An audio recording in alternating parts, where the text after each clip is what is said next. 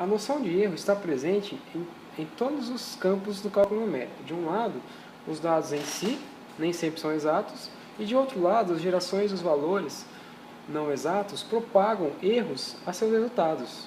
Finalmente, os próprios métodos numéricos, frequentemente aproximados, buscam a minimização de erros, procurando resultados o mais próximo possível do que seria o valor ideal. O erro é a diferença entre o valor exato e o valor apresentado. Os mais frequentes que nós temos diz respeito aos erros na fase de modelagem e os erros na fase de resolução. Como exemplo, vamos verificar no estudo de movimento de um corpo sujeito, uma aceleração constante tem-se a seguinte equação: d igual a d0 mais v0 vezes t mais alfa vezes t ao quadrado sobre 2. Sabendo-se que d é igual à distância percorrida, d0 a distância inicial, v0 a velocidade inicial, t tempo e alfa aceleração. Bom, com isso temos um exemplo do seguinte cenário. Para determinar a altura de um edifício com uma bolinha de metal e um cronômetro, voltamos a bolinha de metal e jogamos desse prédio. E cronometramos o tempo que ela leva até tocar o solo. E digamos que 3 segundos, por exemplo. Sendo 3 segundos, nós temos o seguinte.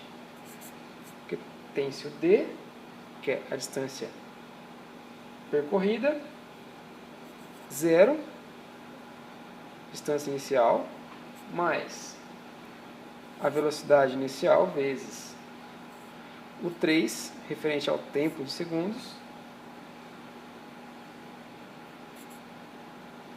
Tem-se então 9,8 vezes o nosso 3 ao quadrado sobre 2. Com isso, nós temos então 44 metros, 44,1 metros. Esse resultado, ele é confiável?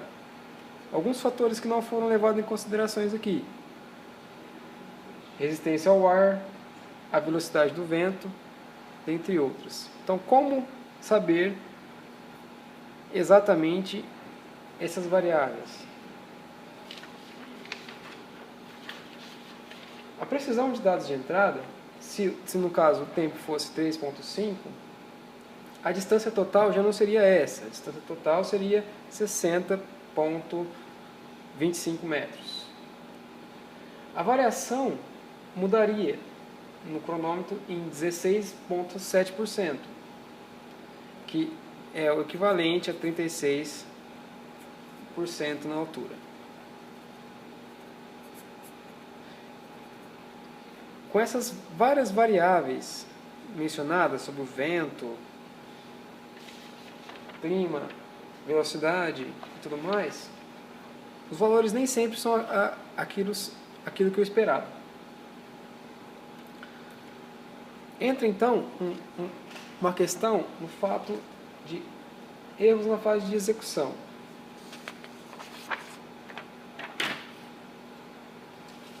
Sendo os erros da fase de modelagem, sendo mencionados acima, nós temos agora então o erro na fase de resolução.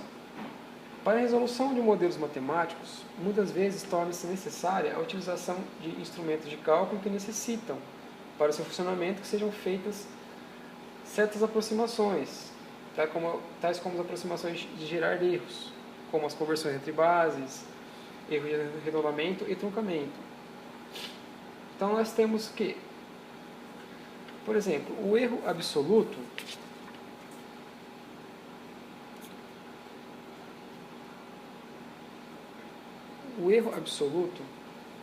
ele é a diferença entre o valor exato de um número e a sua forma aproximada.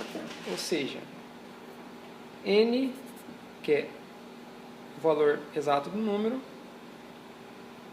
e o valor aproximado dado por n'. Então, o nosso valor real esperado é igual ao n', ou seja, o seu valor aproximado, mais o nosso erro absoluto do número. Tendo então que o erro absoluto do número ele vai ser igual ao n menos n'. Então, observa-se que se n sendo maior que n', a gente tem que o erro absoluto do número vai ser maior que zero. Pelo contrário, se n for menor que n', nós teremos que o erro absoluto do número é menor do que zero. Por exemplo, temos então o seguinte cenário.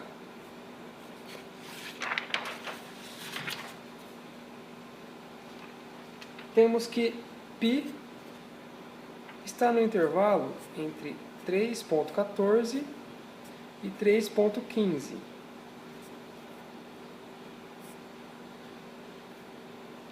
Ao analisar isso, nós temos o seguinte: o nosso erro absoluto de π em seu módulo, ele vai ser igual ao valor de π real menos o valor aproximado de π, que é o π'. O seu módulo vai ser menor do que 3,15 menos o 3,14 em seu módulo, ou seja, 0,01. Com isso, nós temos a avaliação do erro relativo. O erro relativo nós podemos apresentar como o módulo do erro relativo do número, que é igual ao módulo do erro absoluto do número sobre o módulo do valor aproximado, ou seja, n', sendo igual ao módulo de n menos n', ou seja, o valor real menos o valor aproximado sobre o nosso valor aproximado sobre o módulo. É claro que o erro absoluto só poderá ser determinado se n for exatamente conhecido. Como isso é raro, em cálculos numéricos costuma-se trabalhar com uma limitação máxima para o erro, ao invés dele próprio. Então, nós temos que o nosso erro, o nosso módulo de erro, ele vai ser menor do que o epsilon, onde epsilon é o limite. Por exemplo, temos então que alfa vale 3,876,373.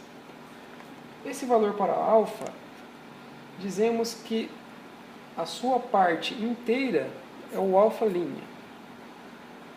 O erro absoluto deste será, imagine aqui o nosso delta alfa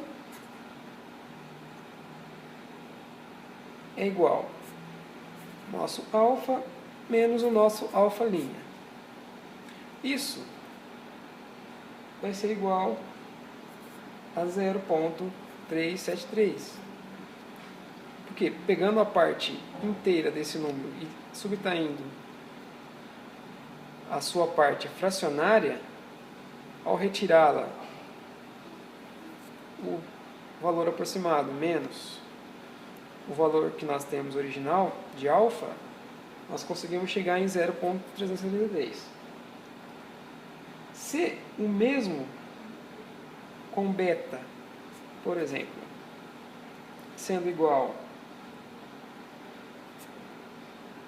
a 1000 a 1.373, nós temos então que delta de beta como o módulo de beta no valor real menos o beta no valor aproximado,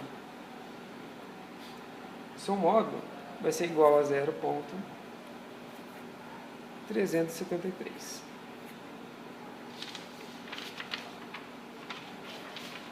Obviamente, o efeito da aproximação de beta é muito maior em alfa do que o mesmo utilizado em alfa. Mas o erro absoluto é o mesmo nos dois casos, como percebe-se. O erro relativo, entretanto, não é este. Pode-se traduzir perfeitamente o fato de outra maneira, como por exemplo,